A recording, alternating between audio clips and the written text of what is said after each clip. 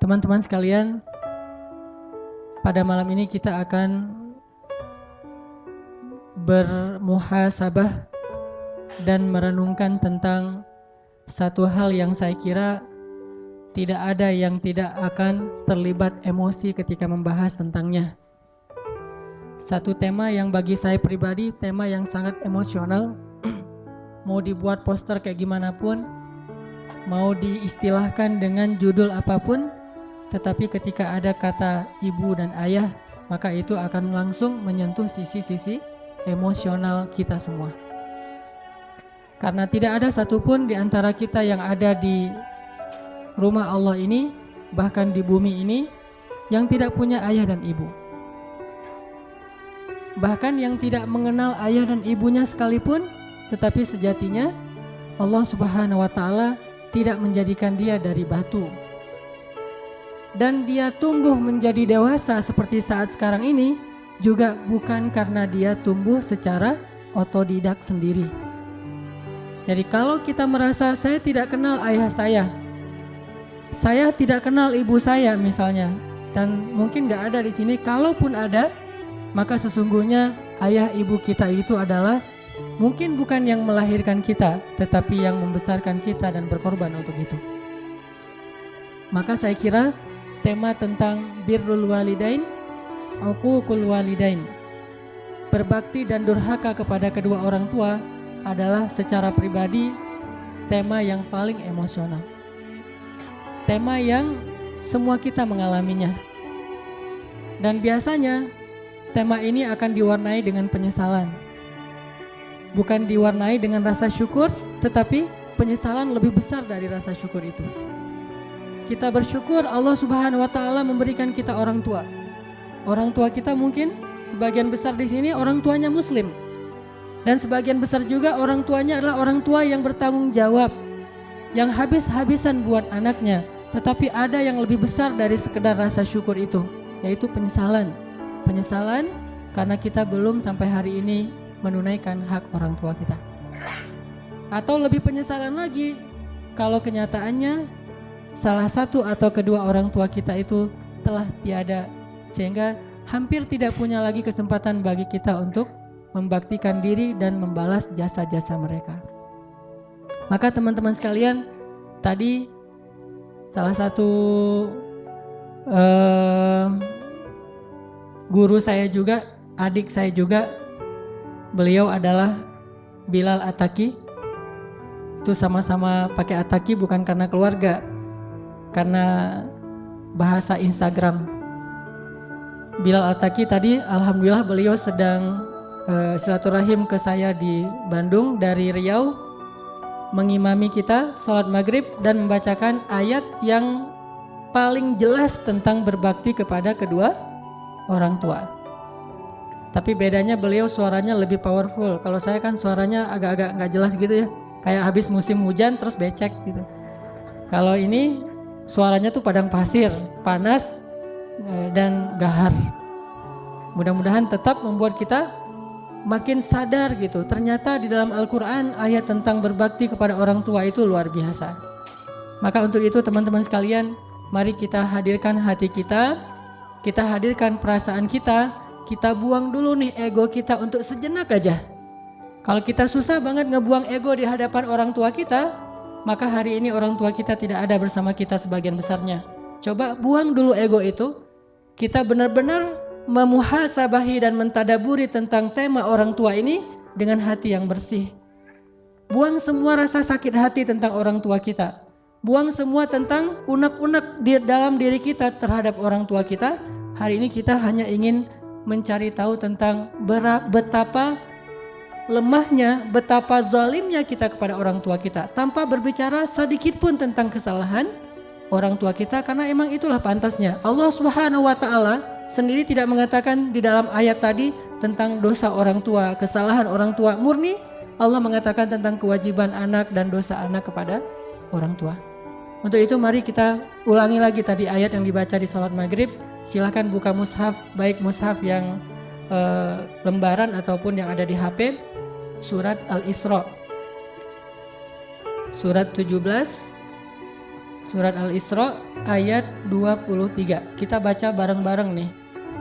Surat tentang orang tua kita. Surat Al-Isra surat 17 ayat 23.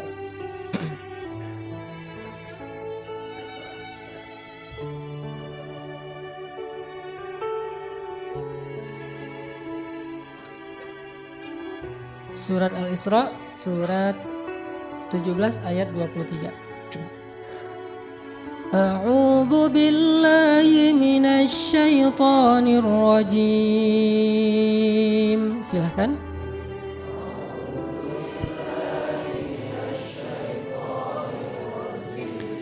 Bismillahirrahmanirrahim.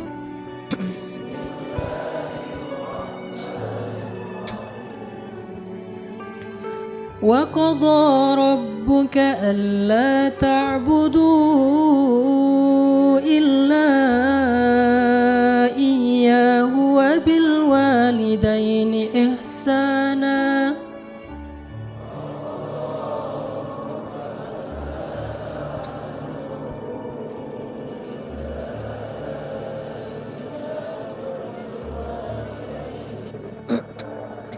إما يبلغن عندك الكبر أحدهما أو كلاهما فلا تقل لهما أف.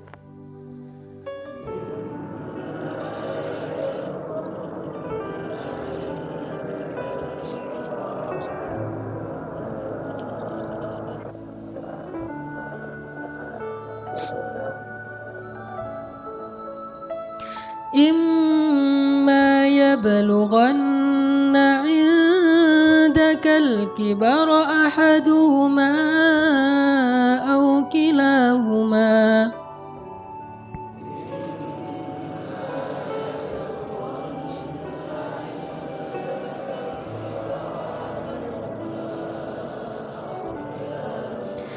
فلا تقل لهما أف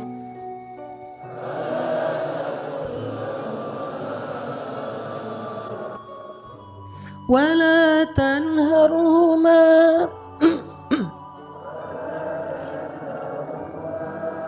وقل لهما قولا كريما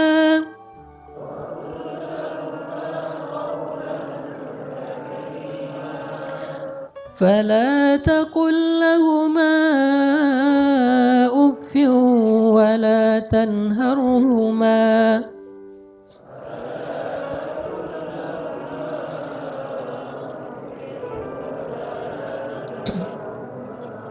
وقل لهما قولا كريما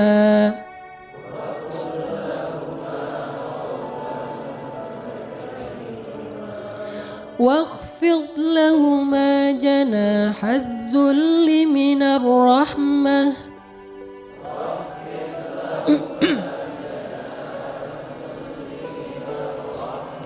وقل رب ارحمهما كما ربياني صغيرا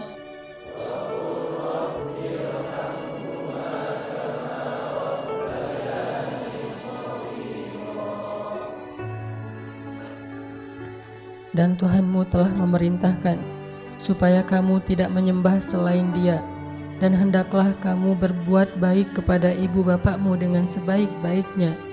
Jika salah seorang di antara keduanya atau kedua-duanya sampai berusia lanjut dalam pemeliharaanmu, maka sekali-kali janganlah kamu mengatakan kepada keduanya perkataan uf, dan janganlah kamu membentak mereka, dan ucapkanlah kepada mereka perkataan yang mulia. Dan rendahkanlah dirimu terhadap mereka dengan penuh kasih sayang, dan katakanlah, Ya Rabbana, kasihanilah mereka berdua sebagaimana mereka telah mendidik aku sejak kecil. Wa qur rabbirhamhuma kama rabbayani shaghira, dan katakanlah, Ya Rabbi, kasihanilah mereka berdua sebagaimana mereka telah menyayangi dan membesarkan kami dari sejak kami masih kecil.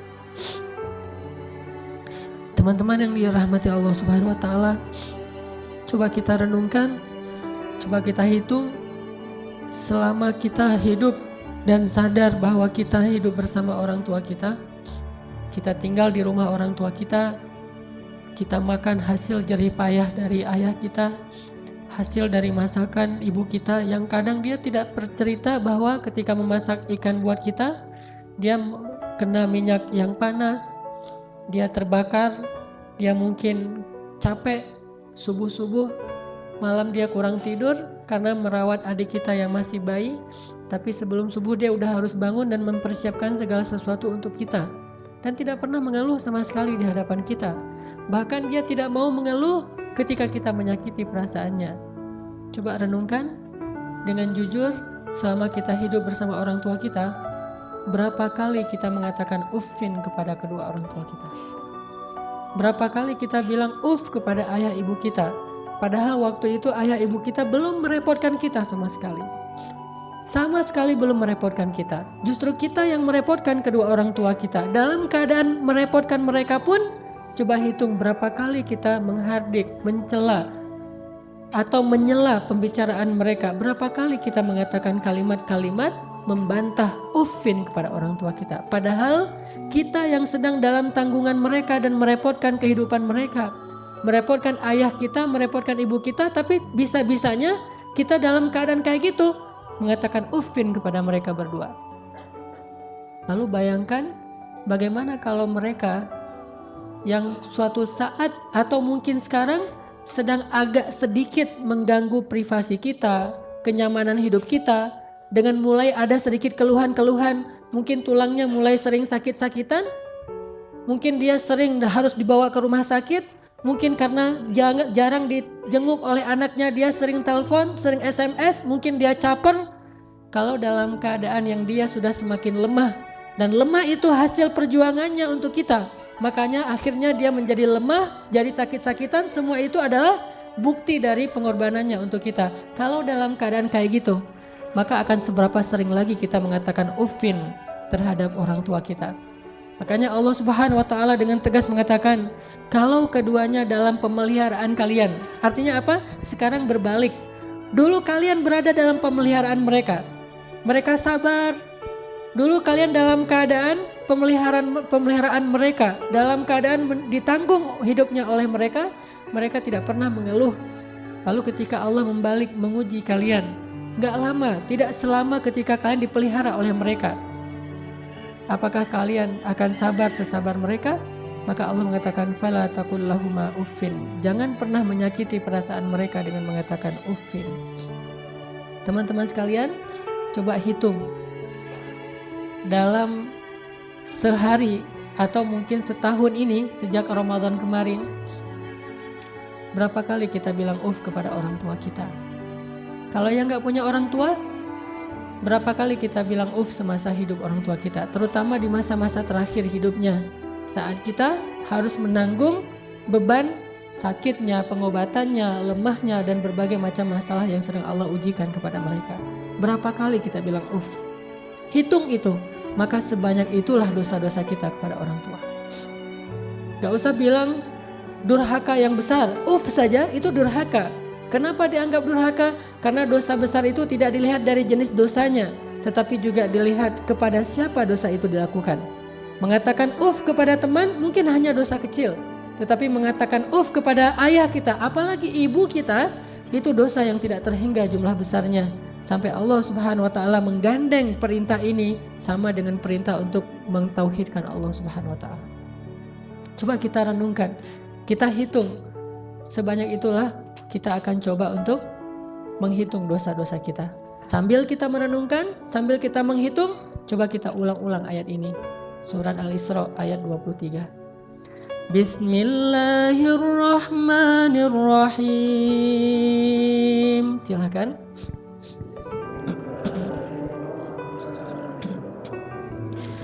Wa qada rabbuka alla ta'budu illa iyyahu wa bil walidaini ihsana.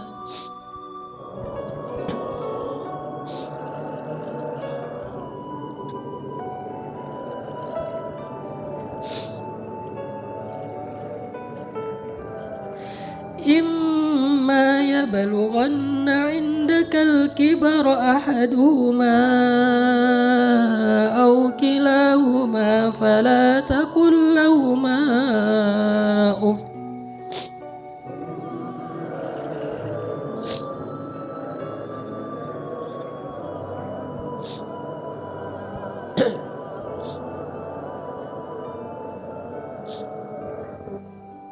Coba ingat, seandainya orang tua kita mulai sepuh, udah tua renta, apakah pernah ada adegan dalam kehidupan kita membentak orang tua kita sampai orang tua kita merasa ketakutan kepada anaknya sendiri?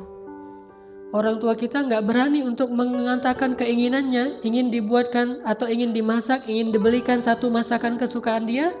Saking takut dan saking kagetnya orang tua kita terhadap sikap kita yang pernah memarahi, membentak, bahkan kadang mencela orang tua kita. Coba ingat adegan itu yang pernah terjadi di suatu pagi di rumah kita kepada orang tua kita. Adegan yang pernah terjadi di suatu malam di hadapan orang tua kita. Bahkan kadang kita pernah memarahi orang tua kita sampai dia malu di hadapan orang banyak, di hadapan saudara-saudara kita, di hadapan saudara-saudaranya, di hadapan orang banyak yang dia tidak kenal, mungkin di jalan, mungkin di pasar, mungkin di mall, mungkin dimanapun. Karena kita kecewa kepada orang tua kita, lalu kita marahi orang tua kita habis-habisan di depan orang banyak. Sampai orang tua kita merasa sedih, kecewa, lalu merasa takut kepada anak yang dulu sering dia gendong.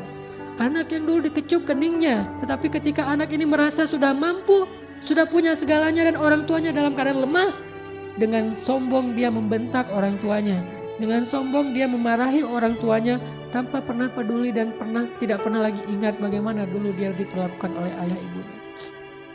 Ingat, adegan itu pernah terjadi dalam kehidupan kita.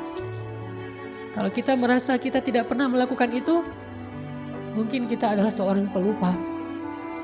Saya kira orang seperti kita yang dulu pernah masa-masa kelam, pernah nggak stabil emosinya, pernah mengalami masa-masa sulit.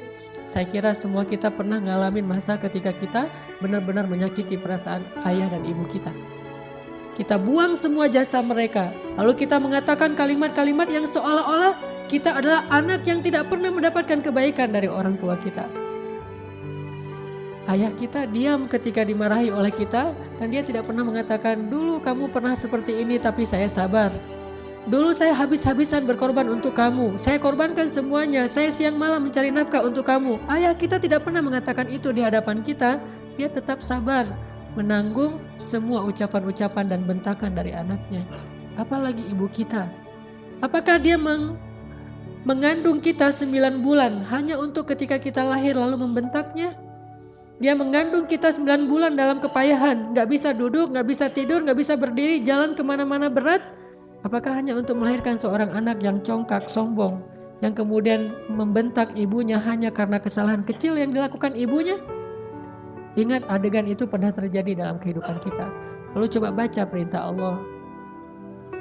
Sehingga pantas jika Allah Subhanahu wa Ta'ala sangat murka kepada anak sesoleh apapun dia, ahli tahajud sekalipun, tinggal di Masjidil Haram sekalipun, kalau dia durhaka kepada ayah ibunya, ini tidak ada nilainya di mata Allah Subhanahu wa Ta'ala. Imma yablughanna 'indakal kibara ahaduhuma aw kilahuma fala taqul lahumā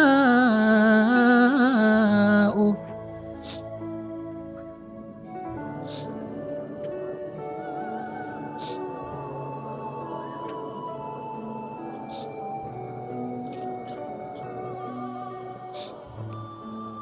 Seandainya salah satu dari mereka atau keduanya tumbuh atau hidup bersama kalian dalam tanggungan kalian, maka janganlah sekali-kali kalian mengatakan kepada keduanya kalimat-kalimat yang menyakiti. Uffin.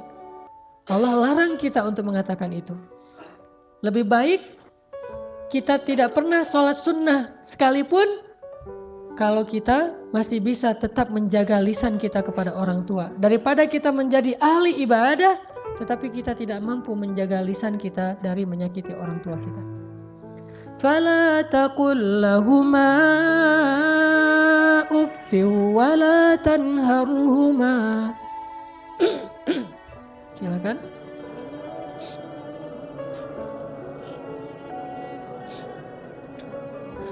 فلا تقل لهما أف ولا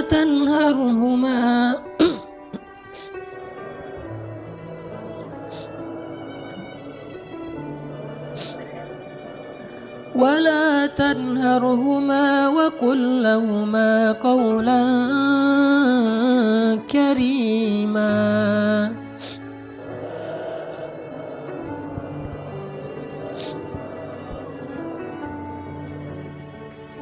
Fala taqul lahuma uffin. Kalimat uff ini adalah kalimat ketika seorang anak tidak mau mendengar ucapan nasihat dari orang tuanya. Dia berpaling, maka itu adalah kalimat uff. Dia tidak mengabaikan apa yang diucapkan oleh orang tuanya adalah kalimat uff. Orang tuanya belum selesai berbicara, dia sudah pergi, itu adalah kalimat uff. Orang tuanya memberikan usulan tetapi bagi dia itu sesuatu yang tidak penting, maka itu kalimat uff. Semua kalimat mengabaikan yang menyakiti perasaan orang tua kita adalah kalimat uff. Sedangkan wala tanharhuma adalah kalimat seorang anak yang merasa lebih benar daripada orang tuanya. Kalimat sombong, kalimat yang seorang anak merasa lebih tahu daripada orang tuanya. Atau bisa jadi orang tuanya melakukan satu kesalahan kecil, lalu anaknya melarang orang tuanya melakukan kesalahan itu.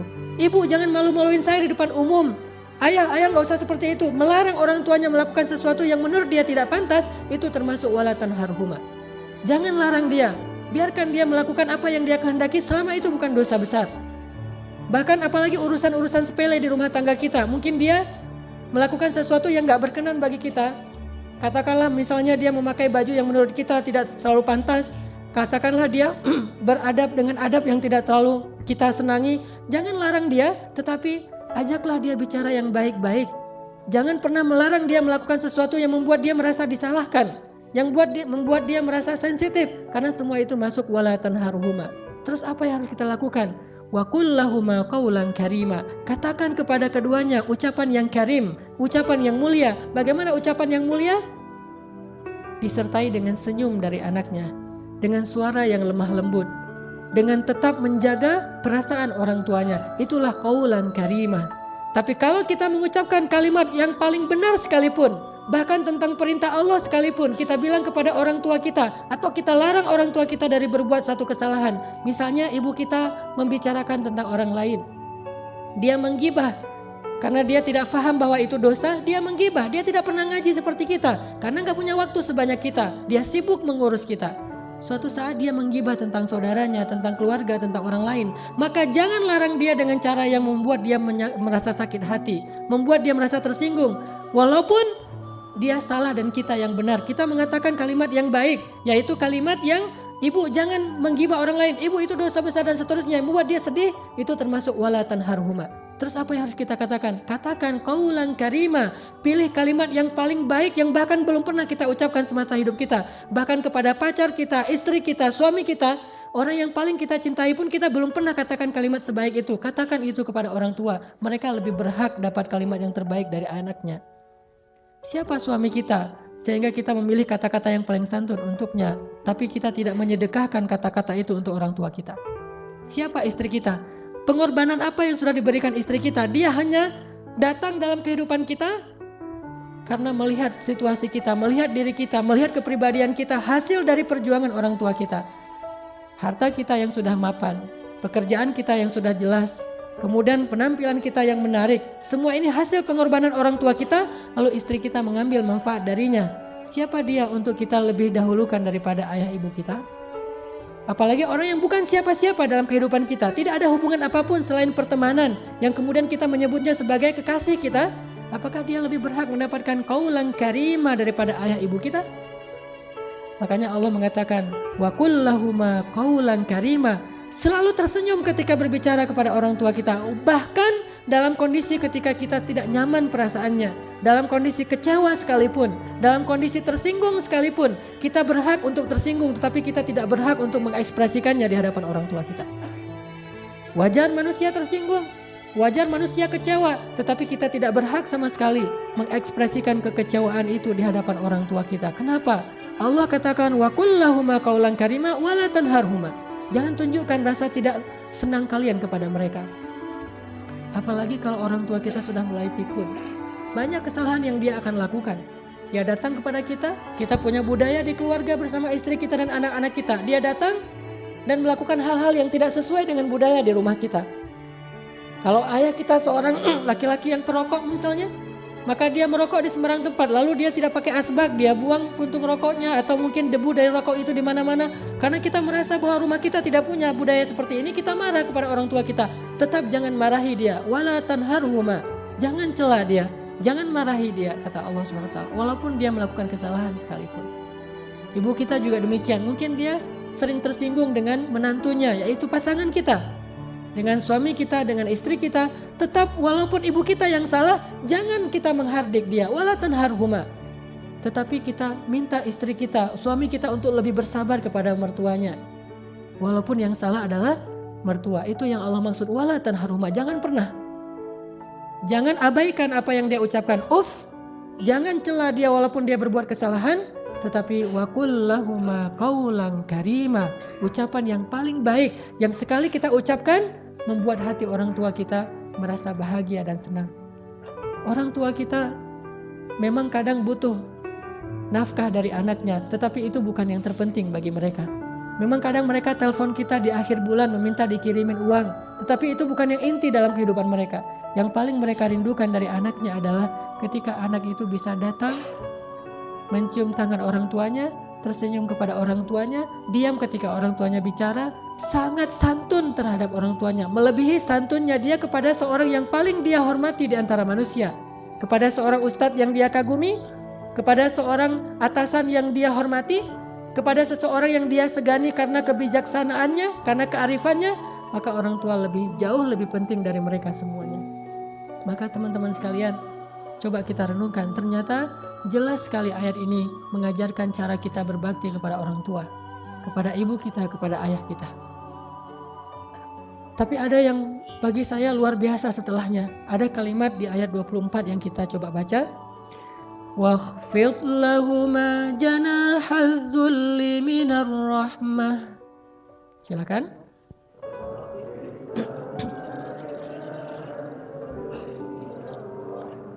Wakhfid lahuma janahaz zulli minar rahmah.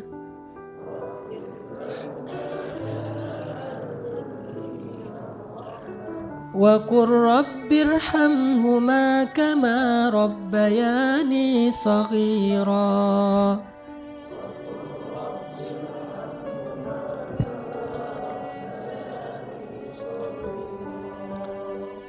Dan rendahkanlah dirimu terhadap mereka berdua dengan penuh rasa kasih sayang. Rendahkan dirimu. Kalau dalam bahasa Arab kalimat wakhfid lahuma janahaz dzul itu adalah kalimat ketika kita merasa tidak ada apa-apanya dibandingkan mereka. Tidak boleh seorang anak, walaupun dia seorang profesor, walaupun dia seorang pengusaha sukses, walaupun pendidikannya tinggi, walaupun wawasannya luas, walaupun hartanya berlimpah, walaupun pergaulannya itu luas sekali, sehingga orang tuanya kita anggap sebagai orang tua yang kolot, orang tua yang tradisional, orang tua yang tidak banyak tahu, orang tua yang tidak gaul, yang tidak update informasi, orang yang tidak punya ilmu seperti kita, sama sekali kita tidak boleh merasa lebih dari mereka. Sama sekali tidak boleh. Kenapa? Ketika kita merasa lebih dari orang tua kita, menunjukkan kebodohan kita di hadapan Allah SWT. Allah tidak menyebut kita sebagai orang yang hikmah, sebagai orang yang arif, orang yang bijaksana, orang yang berilmu, orang yang alim, orang yang rasikhuna fil ilm. Tidak disebut sebagai orang yang musaqqaf, orang yang berwawasan. Tidak disebut sebagai orang yang cerdas, orang yang syatir. Tidak disebut itu di dalam Al-Quran kalau kita tidak bisa merendahkan diri kita di hadapan orang tua kita. Bukan rendah hati, bahkan rendah diri di hadapan orang tua kita. Orang yang cerdas itu bagi Allah adalah orang yang rendah diri di hadapan ibu bapaknya. Dia merasa bahwa dia tidak lebih tahu daripada orang tuanya. Walaupun dia tahu lebih daripada orang tuanya, tetapi dia tidak pernah merasa lebih tahu daripada orang tuanya. Sehingga ketika orang tuanya bicara, dia bisa menghargai semua yang diucapkan orang tuanya. Tidak mengatakan, itu nggak penting. Apa yang diucapkan orang tuanya menurut dia sesuatu yang tidak realistis. Zaman sudah berubah dan seterusnya dan seterusnya. Bahkan secara tidak sengaja, kadang kita mentertawakan ucapan orang tua kita. Kita mentertawakan kekolotan orang tua kita yang kadang-kadang tidak dia sengaja dia tunjukkan di hadapan kita dan anak-anak kita. Bahkan kadang kita mengajak pasangan kita mengajak anak-anak kita untuk semuanya mentertawakan nenek mereka, mertua mereka, ayah atau ibu kita di hadapan orang banyak. Bakti seperti apa ini? Seorang anak kepada ayahnya dan kepada ibunya. Ketika kita sama-sama bersama keluarga kita, anak kita yang udah pintar megang gadget, istri kita yang di tangannya selalu ada HP. Sementara kita juga sibuk dengan pekerjaan kita. Apa yang ada di tangan ibu kita? Foto anaknya, foto kita ketika kita masih kecil. Dia rindu masa-masa ketika dia bisa memeluk anaknya yang sudah lama tidak memeluknya. Tapi dalam situasi kayak gitu kita mentertawakan orang tua kita. Siapa kita? Apakah kita menjadi seperti sekarang ini tanpa pengorbanan dari mereka? Maka Allah mengatakan wakhfid lahuma janahadzulli minar rahmah. Rendahkan dirimu di hadapan orang tuamu beserta dengan kasih sayang. Rendahkan diri dengan kasih sayang. Bahkan kalau kata Nabi ketika ada seorang laki-laki yang menawarkan diri untuk berjihad bersama Rasulullah, Rasulullah bertanya, apakah ibumu masih hidup? Dia mengatakan, ya Rasulullah, ilzam rijlaiha. Apa kalimatnya? Ilzam rijlaiha. Ilzam itu adalah terus menerus. Rijlai artinya dua kaki. Ha adalah perempuan. Maka terus meneruslah kamu seolah-olah berbakti kepada ibumu dengan kalimat terus meneruslah kamu mencium kaki orang tuamu atau ibumu. Disuruh cium kaki ibu kita oleh Rasulullah, ilzam rijlaiha, karena sesungguhnya di bawah kaki ibu kita saking rendahnya surga di mata Allah dibandingkan seorang ibu. Ternyata surga itu di bawah telapak kaki ibu. Ilzam rijlaiha kata Rasul, bukan berjihad. Bagi kamu khusus bagi sahabat ini tidak berlaku bagi yang lain, tetapi ini pelajaran tetap sunnah Nabi. Bukan jihad yang terpenting bagi dia karena dia belum baik kepada ibunya. Bukan berdakwah kepada banyak manusia yang terpenting bagi dia amalannya. Bukan tahajud, bukan ibadah, bukan ke masjid setiap 5 waktu dalam sehari. Tetapi amalan yang paling penting bagi laki-laki ini adalah ilzam rijlai ummika. Maka ilzamlah, tunduklah kamu dan selalulah kamu berada di kaki ibumu. Selalulah kamu berada di kaki ibumu. Gak pantas bahkan seorang anak dengan kesombongan dia duduk di atas, ibunya di bawah. Atau setidaknya dia berduduk sama rata dengan ibunya. Anak yang paling cerdas, yang paling arif, yang paling dicintai Allah itu justru dia selalu duduk di bawah kaki ibunya. Dia manja kepada ibunya, dia memijit-mijit kaki ibunya yang mungkin dulu di masa yang dia masih kecil lelah. Bukan lelah sekarang, apa sih ibu mah kerjaan dari pagi tidur aja. Mungkin sekarang dia tidak lelah karena dia sudah tidak banyak pekerjaan, tetapi dia pernah sangat-sangat lelah ketika membesarkan kita. Maka kalau dulu kita tidak pernah memijit kakinya, sekarang kita balas. Kita mijit-mijit kaki ibu kita. Kita tanya ibu-ibu mau dipijit di bagian mana, di pundak atau di kaki atau di lengan. Pasti dia akan mengatakan tidak usah. Kalaupun dia meminta, maka kita berbahagia karena ibu kita menunjukkan apa yang harus kita lakukan. Sampai seorang salafus salih, ketika ibunya meninggal, dia menangis. Orang bertanya, ya Syekh, kenapa Anda menangis? Bukankah ibu Anda ini meninggal dalam keadaan baik? Dia orang yang solehah dan seterusnya. Dan semuanya juga akan kembali kepada Allah. Kenapa Anda menangis? Apa kata salafus salih ini? Saya menangis karena saya tahu bahwa mulai hari ini pintu surga itu telah tertutup untuk saya. Sejak ibu saya meninggal, berarti pintu surga itu telah tertutup untuk saya. Maka berbahagialah teman-teman sekalian yang masih punya ayah dan ibu. Apalagi ketika ayah dan ibu itu sudah semakin dalam tanda kutip merepotkan kita. Maka justru saat itulah Allah Subhanahu wa ta'ala memberikan kita pintu surga yang sangat lapang untuk kita masuki. Bersabarlah. Bersabarlah dalam menghadapi berbagai macam perangai mereka. Walaupun mereka menyakiti perasaan kita, jangan tunjukkan itu di hadapan mereka. Wakhfid janahak. Tundukkan diri kita. Kalau perlu cium kaki orang tua kita. Terus terakhir Allah katakan, wa qur rabbir hamhuma kama rabbayani shaghira. Ya Allah, sayangilah kedua orang tua saya sebagaimana mereka membesarkan saya sejak kecil. Sayangi mereka ya Allah. Itu kalimat yang paling besar yang bisa kita ucapkan untuk orang tua kita ketika mereka tidak bersama kita. Baik mereka masih hidup atau sudah wafat sekalipun. Katakan itu selalu di dalam doa kita, baik ketika sujud atau di luar sujud, di luar sholat. Wa qur rabbirhamhuma kama rabbayani shaghira. Itulah teman-teman. Mudah-mudahan kita malam ini Allah beri hidayah untuk lebih sadar, membuang ego kita, Dan kalau perlu malam ini juga kita menelpon orang tua kita. Kalau yang dekat datangi orang tua kita. Kalau tidak ada orang tua, mertua kita, karena itu juga orang tua kita, cium kaki mereka, pijit kaki mereka, minta maaf kepada mereka, minta ampun kepada mereka. Mudah-mudahan keridhaan mereka akan menurunkan keridhaan Allah dan rahmat kepada kita. Insya Allah kita lanjutkan setelah sholat Isya. Teman-teman sekalian, marilah kita buka firman Allah di dalam surat Luqman, surat 31 ayat 14 dan 15. Surat Luqman masih tentang ayat berbakti kepada kedua orang tua yang ada di surat Luqman, surat 31 ayat 14 dan 15. Bismillahirrahmanirrahim.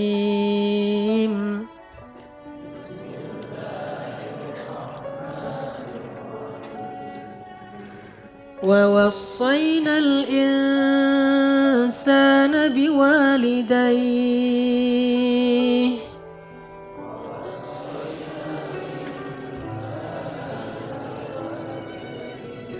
حملته أمه وهنا على وهن وفصاله في عامين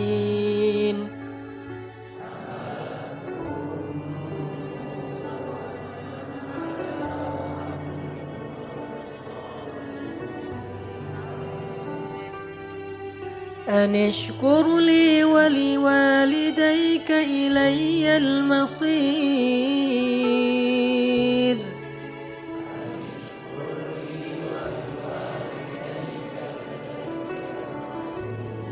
وإن جاهداك على أن تشرك بي ما ليس لك به علم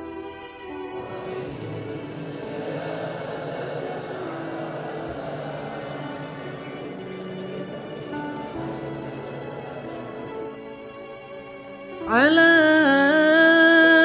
أن تشرك بي ما ليس لك به علم فلا تطعهما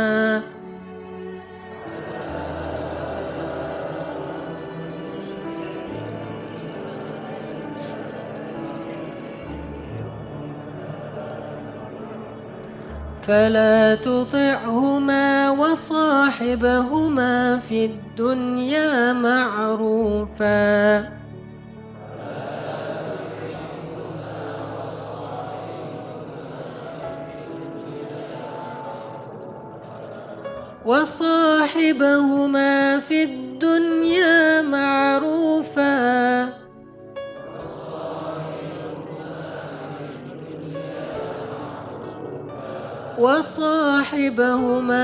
الدنيا معروفا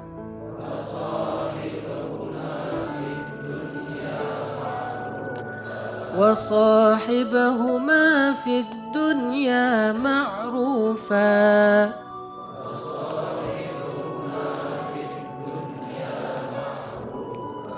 واتبع سبيل من أناب إلي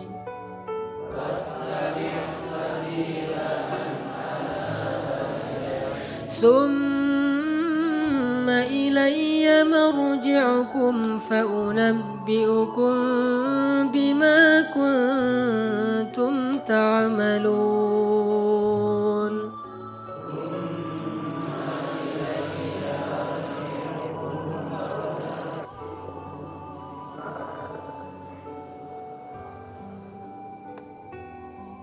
Dan kami perintahkan kepada manusia agar mereka berbuat baik kepada dua orang ibu bapaknya. Ibunya telah mengandungnya dalam keadaan lemah yang bertambah-tambah dan menyapihnya dalam 2 tahun. Bersyukurlah kepadaku dan kepada kedua orang tuamu. Hanya kepada akulah kamu dikembalikan.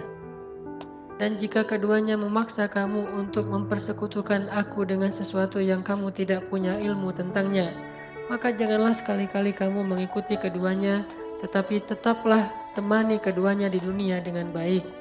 Dan ikutilah jalan orang yang kembali kepadaku. Kemudian hanya kepadakulah kembalimu. Maka kuberitakan kepadamu apa yang telah kamu kerjakan.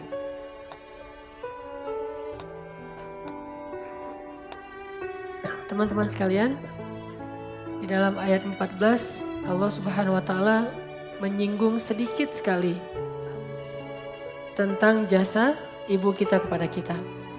Yaitu yang paling luar biasa adalah ketika ibu kita mengandung kita dalam keadaan kepayahan. Apalagi kalau misalnya yang tahu bahwa dulu orang tua kita itu susah. Orang tua kita itu miskin. Orang tua kita itu serba kekurangan. Dan saat sedang mengandung kita, ibu kita itu dalam keadaan sangat-sangat kurang gizinya. Dia lemah karena kurang makanannya, karena kurang gizinya, kurang vitamin, tetapi tetap berusaha untuk terus bisa memberikan yang terbaik buat anaknya. Tetap berusaha untuk berikhtiar. Bahkan dia menjaga dirinya agar jangan sampai karena kesalahannya terus bisa berakibat kepada anaknya. Bisa membuat kita cacat. Kalau ibu kita nggak jaga makan, mungkin kita bisa cacat. Kalau ibu kita nggak menjaga pola hidupnya, mungkin kita nggak akan normal. Intinya orang tua kita sejak mengandung kita itu udah berkorban untuk kita, terutama ibu kita. Dan nggak lepas juga dari pengorbanan ayah kita. Udah gitu menyapih di sini mulai dari sejak menyusui sampai selesai disapi. Ini artinya bahwa Allah Subhanahu wa taala ingin mengingatkan kita sebagai anak jangan lupa kepada jasa orang tua. Dan bentuk ingatnya jasa orang tua itu adalah bentuk syukur kita kepada mereka. Apa kata Nabi? Man la yashkurun nas la yashkurullah. Siapa yang tidak bisa bersyukur kepada manusia atau berterima kasih kepada manusia, maka dia tidak bisa bersyukur kepada Allah. Jadi kalau kita ingin bersyukur kepada Allah, maka kita salah satu bentuknya adalah bersyukur kepada manusia. Dan orang yang paling berhak untuk kita syukuri nikmatnya adalah ibu dan ayah kita. Bersyukurlah kepada mereka, lalu kepada Allah Subhanahu wa taala pastinya, maka Allah Subhanahu wa taala akan menambahkan nikmat kepada kita. Arti bersyukur, setidaknya kita mengakui bahwa orang tua kita itu berjasa dalam hidup kita. Karena dalam syukur itu ada 3 rukun syukur. Ada 3 syarat syukur. Kalau 3 syarat ini tidak terpenuhi, maka kita tidak disebut orang yang bersyukur. 1, i'tiraf. I'tiraf itu artinya mengakui. Orang tidak disebut bersyukur kepada Allah kalau dia mengaku bahwa nikmat ini hasil jerih payah dirinya sendiri. Hasil kreasinya sendiri, hasil kehebatan dia, bukan dari Allah. Ini nggak bersyukur, walaupun dia bilang Alhamdulillah. Tetapi kalau dia nggak mengatakan hadza min fadli Rabbi, seperti kata Sulaiman, ini anugerah dari Allah bukan karena saya, seperti kata Zulkarnain, maka itu baru disebut bersyukur, i'tiraf. Maka bersyukur kepada orang tua, berarti kita mengakui bahwa orang tua kita sangat berjasa kepada kita. Kalau kita melupakan itu, kita mengabaikan itu, kita mendelete, kita menghapus semua kebaikan orang tua kita dalam sejarah hidup kita, maka kita sudah kurang 1 rukun syukur, disebut tidak bersyukur kepada orang tua. Dan itu durhaka. Yang kedua rukun syukur itu selain i'tiraf adalah tahadduts bin ni'mah. Kita membicarakan nikmat itu. Dan salah satu bentuk membicarakan nikmat atau tahadduts bin ni'mah kalau kepada Allah itu adalah dengan menampakkan nikmat itu di hadapan orang banyak. Sebagaimana Utsman bin Affan memakai pakaian yang baik, pakaian yang baru, pakaian yang rapi. Lalu ditanya oleh orang-orang di sekitarnya, "Ya Utsman, kenapa kamu suka sekali memakai pakaian-pakaian yang bagus?" Kata Utsman, "Sesungguhnya Allah seandainya memberikan nikmat kepada hamba, maka Allah suka untuk kalau hamba itu menampakkan nikmat Allah, memperlihatkan nikmat Allah, tidak menyembunyikan nikmat Allah." Dan itu bentuk tahadduts bin ni'mah. Selain ngebicarain, bisa juga dengan cara menampakkan, mendemokan. Nah, bentuk syukur kita kepada orang tua kita, tahadduts bin ni'mahnya adalah kita harus membicarakan tentang jasa orang tua kita, ibu kita, dengan pasangan kita, kita bicara dengan istri kita, suami kita, tentang ibu kita, tentang ayah kita. Dan itu sangat-sangat pantas untuk dibicarakan. Atau kita tunjukkan bahwa ini hasil dari perjuangan ayah dan ibu saya dalam bentuk mendemokan kasih sayang mereka dalam kehidupan kita. Terus yang ketiga, rukun syukur itu adalah tasrif fi mardhatillah, membelanjakan nikmat itu kepada hal yang diridhoi oleh Allah. Berarti kalau bersyukur kepada ibu dan ayah kita, kita gunakan semua kebaikan yang telah diamanahkan oleh orang tua kita terhadap hal-hal yang disukai dan disenangi oleh orang tua kita.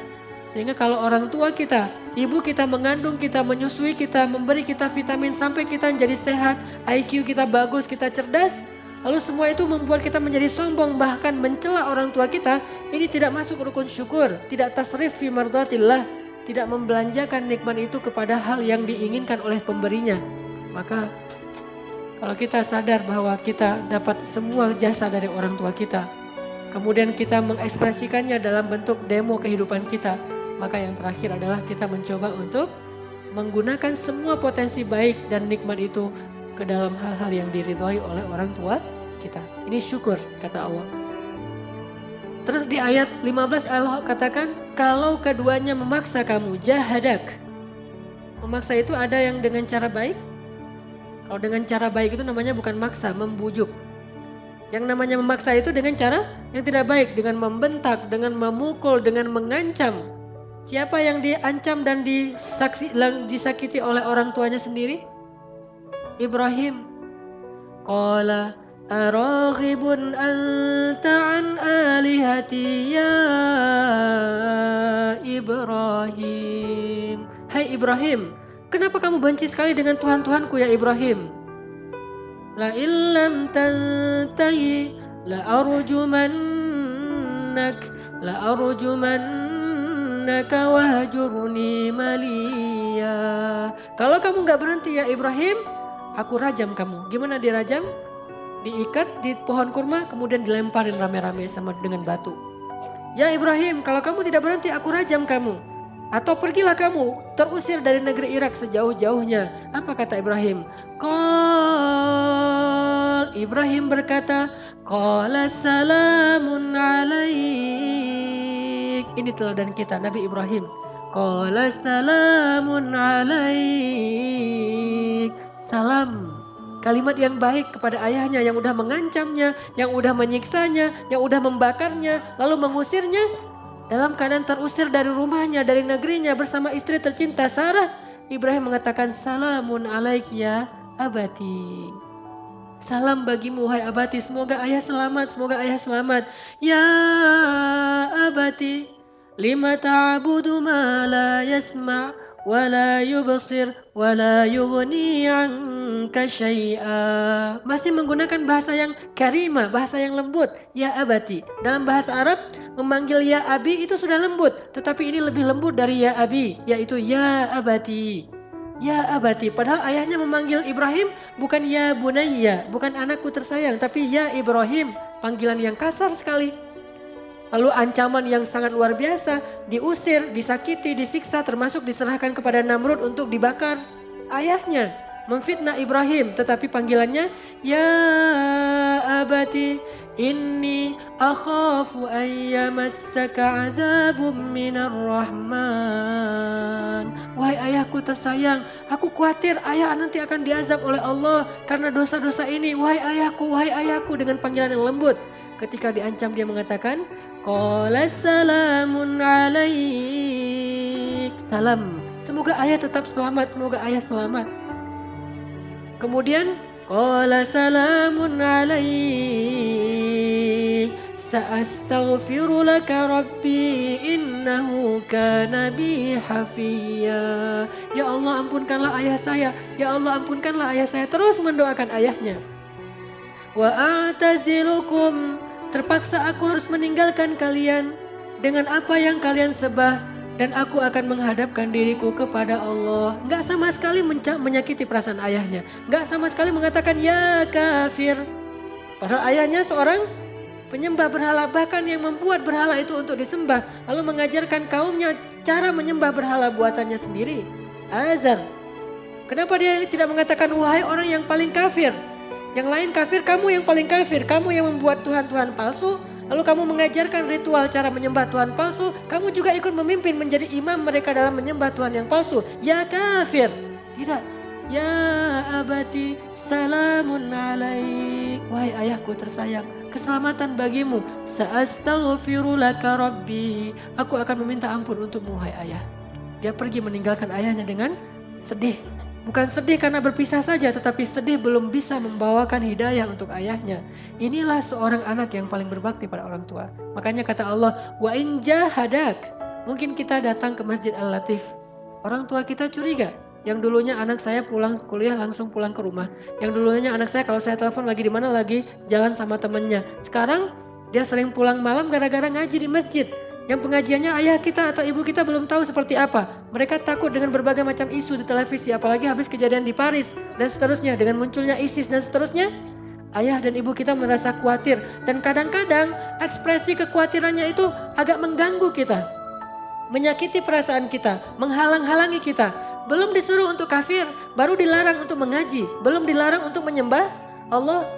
Sedangkan ayat ini melarang kita menyembah Allah dan bahkan menyuruh kita untuk kufur kepada Allah. Tapi Allah mengatakan, wasahibhuma fid dunya ma'rufa. Tetap temani, hidup bersama mereka di dunia secara baik. Jangan pernah sakitin mereka, walaupun kafir sekalipun. Yang paling kafir sekalipun. Siapa sahabat yang orang tuanya kafir dan bahkan melarang dia masuk Islam sampai dia nangis-nangis memaksa anaknya kembali kepada agama jahiliyah? Sa'ad bin Abi Waqqas. Ketika Sa'ad bin Abi Waqqas masuk Islam, ibunya ngosel-ngosel. Ibunya keluar rumah, kemudian tidur di halaman rumah. Dia berdebut seluruh tubuhnya, gak mau makan, gak mau minum, dan mengutuk anaknya. Kalau Sa'ad gak mau kembali ke rumah dan kembali ke agama nenek moyang, saya tidak akan pernah makan. Marah-marah gitu. Mendemokan di depan orang banyak, mengatakan Sa'ad sudah lupa.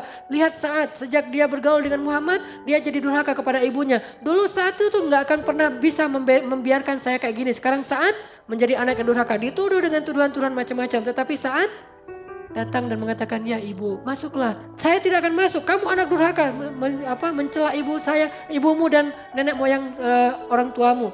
Tetapi Sa'ad tetap mengatakan, ya ibu, mari kita masuk, ya ibu, mari kita masuk. Kalau saya masuk, kamu harus syirik kepada Allah. Apa kata Sa'ad? Wahai ibu, bagaimanapun apapun yang ibu lakukan, saya tidak akan pernah syirik kepada Allah. Tetapi saya juga tidak akan pernah menzalimi hak ibu, saya akan terus berbakti pada ibu. Akhirnya lama-lama ibunya luluh dan masuk. Setelah masuk, Sa'ad terus mendoakan kepada Allah untuk kebaikan ibunya. Sampai bahkan salah satu hadis tentang bersedekah atas nama ibu adalah sedekahnya Sa'ad bin Abi Waqqas. Itu hadis bagi sebagian besar ulama, bolehnya bersedekah atas nama orang lain atau orang tua, yaitu hadisnya Sa'ad bin Abi Waqqas ketika dia bertanya kepada Rasulullah, ya Rasul, bolehkah saya bersedekah atas nama ibu saya? Rasulullah mengatakan boleh. Lalu Ibnu Qayyim Al-Jauziyah memperluas bab ini menjadi, kalau begitu boleh dengan amal yang lain selain sedekah. Boleh sedekah, boleh sholat, boleh amal-amal sholat yang lain termasuk puasa-puasa sunnah. Semua amalan sunnah menurut Ibnu Qayyim Al-Jauziyah boleh diniatkan atas nama orang tua kita. Walaupun sebagian kecil ulama mengatakan ini tidak bisa. Tetapi hadisnya jelas, Sa'ad bin Abi Waqqas saking berbaktinya Sa'ad kepada ibunya. Bahkan ibu yang kafir sekalipun.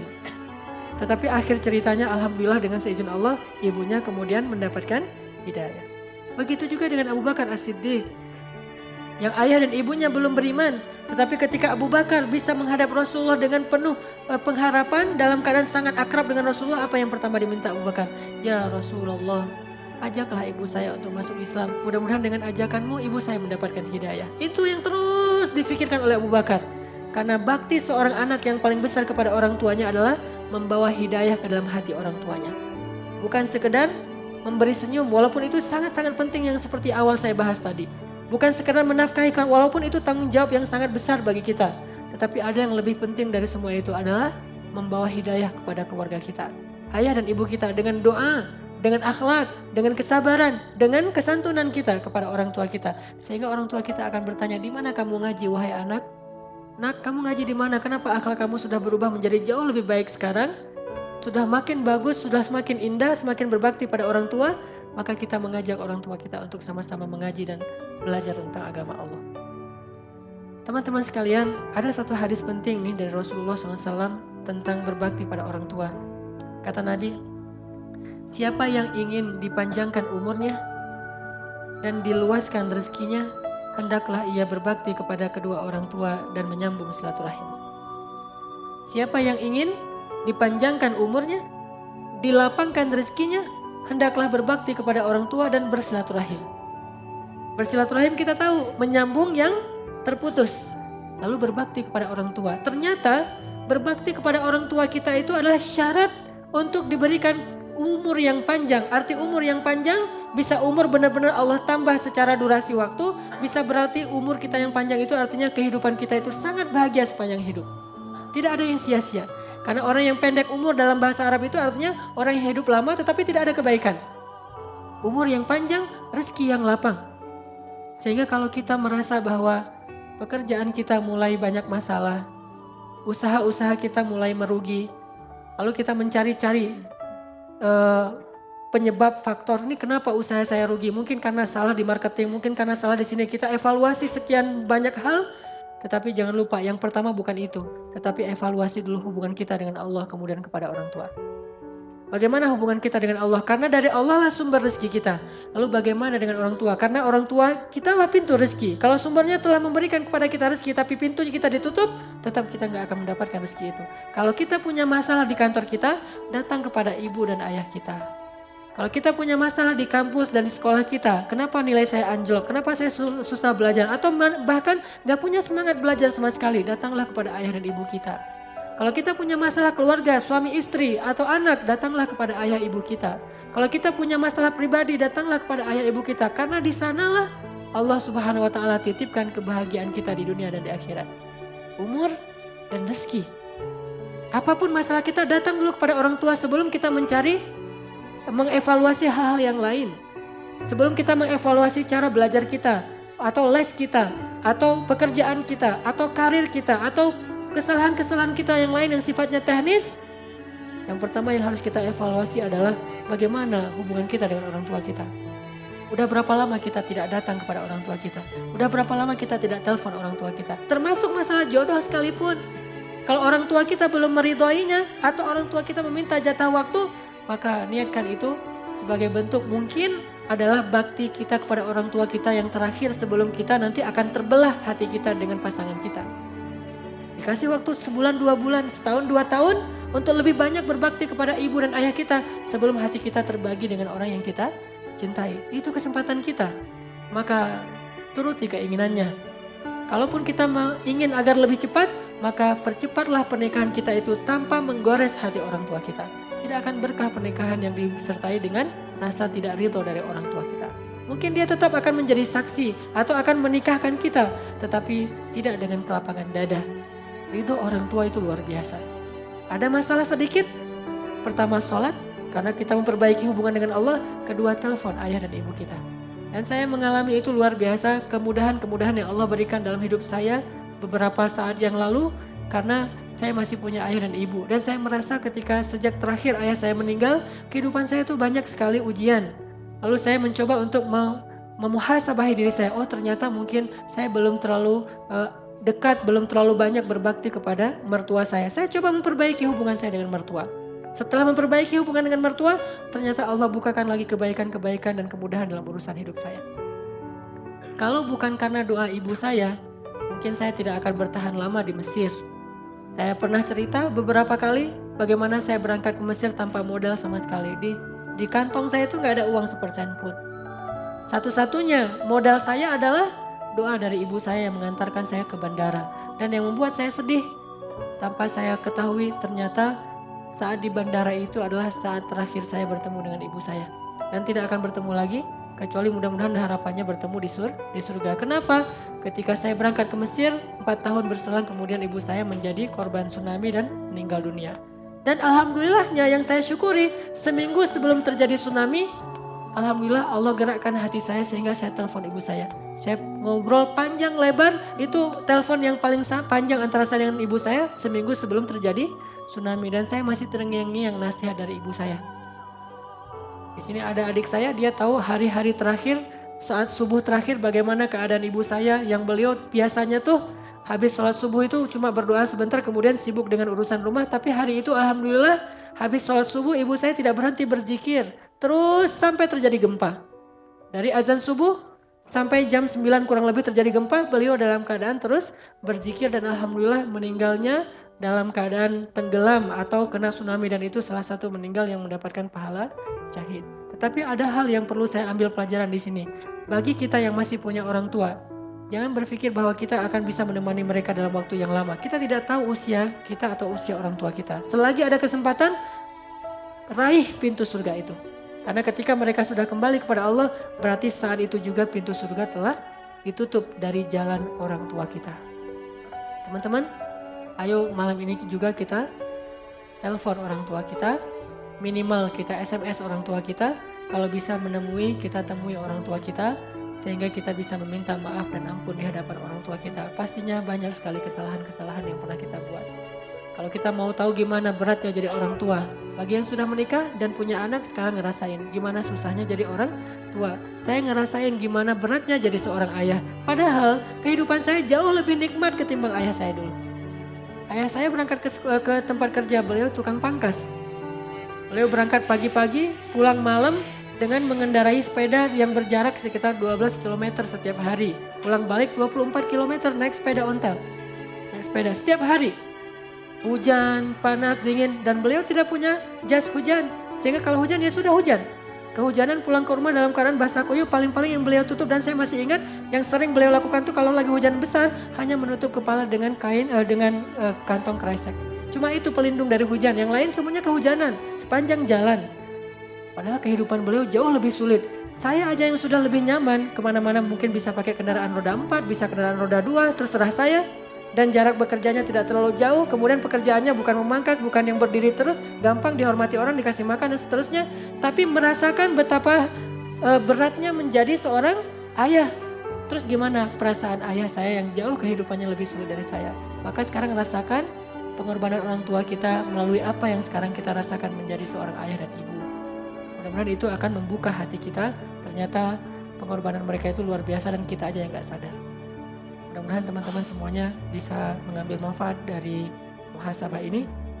Marilah kita tutup dengan sama-sama berdoa, terutama doa kita untuk kedua orang tua kita, kepada kedua mertua kita, kepada saudara-saudara kita, dan terhadap kaum muslimin di seluruh dunia.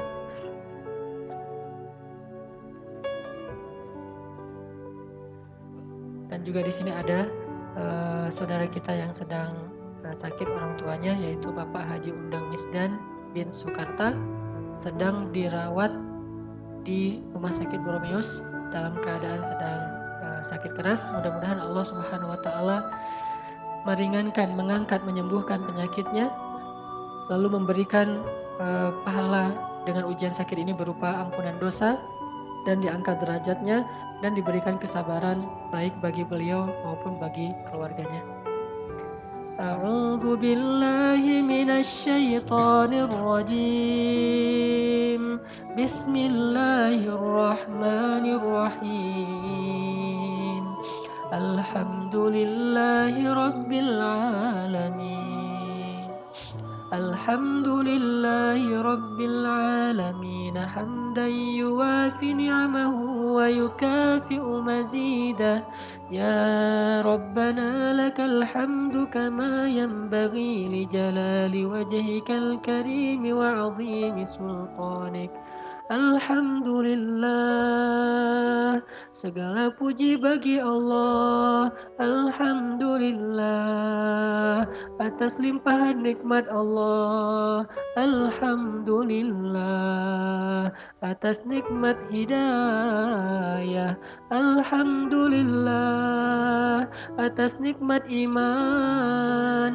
Alhamdulillah, atas nikmat Islam. Alhamdulillah, atas nikmat taubah. Alhamdulillah, atas nikmat hijrah. Alhamdulillah, atas nikmat Al-Quran. Alhamdulillah, atas nikmat ibadah. Alhamdulillah, atas nikmat keluarga. Alhamdulillah, atas nikmat keluarga. Alhamdulillah, atas nikmat diberikan seorang ayah. Alhamdulillah, diberikan ibu yang paling mencintai kami. Alhamdulillah, diberikan malaikat pasangan kami. Alhamdulillah, diberikan anak-anak penyejuk hati kami. Alhamdulillah, diberikan kemudahan rezeki. Alhamdulillah, dipilihkan untuk kami sebagai umat Muhammad. Alhamdulillah, Alhamdulillah, Alhamdulillahi Rabbil Alamin. Allahumma ighfir lana dhunubana ya Allah, ighfir lana dhunubana ya Allah, ighfir lana dhunubana ya Allah. Ya Ghaffar, betapa banyak dosa kami ya Allah, betapa banyak kesalahan kami ya Allah, betapa sering kami melakukan maksiat di hadapan-Mu ya Allah, betapa sering kami menyombongkan diri dari-Mu ya Allah, betapa sering kami mengabaikan perintah-Mu ya Allah, betapa sering kami melanggar larangan-Mu ya Allah. Ya Ghaffar, ampunkanlah dosa kami ya Ghaffar, maafkanlah kesalahan kami ya Ghaffar, hapuslah kesalahan dan kekeliruan kami ya Ghaffar. Ya Allah, maafkanlah kedurhakaan kami kepada ibu kami ya Allah, maafkanlah kedurhakaan kami kepada ayah kami ya Allah. Sering kami menyakiti perasaan mereka ya Allah, sering kami menyakiti perasaan ayah kami ya Allah, sering kami menyakiti perasaan ibu kami ya Allah. Tapi doa-doa mereka terus mengalir dan dilantunkan untuk kebaikan kami ya Allah. Ya Allah, kami durhaka kepada ayah kami ya Allah, kami melupakan jasa mereka ya Allah, kami menuduh mereka zalim padahal mereka berkorban untuk kami ya Allah. Maafkanlah kesalahan kami kepada ibu kami ya Allah, kami pernah membentak mereka ya Allah, kami pernah mentertawakan mereka ya Allah, kami pernah membuat mereka ketakutan ya Allah, kami mengabaikan mereka ketika mereka membutuhkan kami ya Allah, kami mengabaikan mereka dan lebih memilih urusan kami daripada mereka ya Allah, kami lebih memilih urusan sekolah kami daripada mereka ya Allah, kami lebih memilih urusan pertemanan kami daripada mereka ya Allah, kami lebih memilih urusan pekerjaan kami daripada mereka ya Allah, kami lebih memilih urusan keluarga kami daripada mereka ya Allah. Ya Maafkanlah kami ya Allah. Ya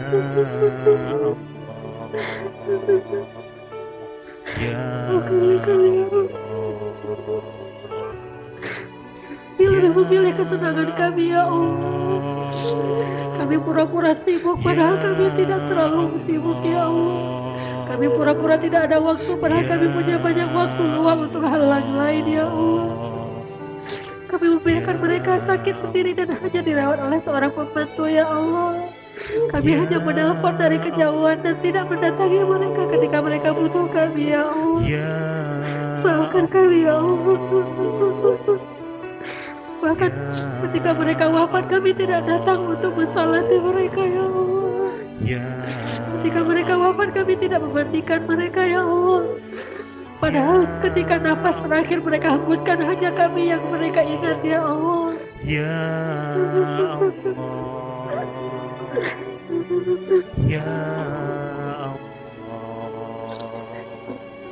Ya Allah, Allahumma ighfirli wali walidayya wali walidayya wali walidayya Rabbi ighfirli wali walidayya wali walidayya wali walidayya. Ya Allah, ampunkanlah dosaku dan kedua orang tuaku ya Allah, wali walidayya ya Allah, wali walidayya ya Allah. Rabbi ighfirli wali walidayya wali walidayya warhamhuma kama rabbayani shaghira. Mari kita ucapkan doa ini bersama-sama. Rabbi ighfirli wali walidayya wali walidayya. Ingat wajah ibu kita. Wali walidayya. Rabbi ighfirli wali walidayya. Ingat wajah ayah kita. Wali walidayya. Ingat wajah ibu kita. Wali walidayya. Rabbi ighfirli wali walidayya. Ingat ketika kita menyakiti perasaan mereka. Ingat ketika kita mengucapkan kata-kata yang menghardik mereka. Ingat ketika kita mengacuhkan mereka. Ingat ketika kita menzalimi hak mereka. Wali walidayya wali walidayya warhamhuma ya Allah, warhamhuma ya Allah, warhamhuma ya Allah, warhamhuma ya Allah, warhamhuma ya Allah, warhamhuma ya Allah, warhamhuma ya Allah. Kirimkan doa kita kepada orang tua kita yang telah meninggal dunia, kepada orang tua kita yang sangat merindukan doa kita di dalam alam kubur mereka. Kirimkan doa kita untuk orang tua kita, ayah dan ibu kita yang sekarang berada di dalam alam barzakh. Mereka sangat butuh doa-doa dari kita. Wali walidayya wali walidayya wali walidayya.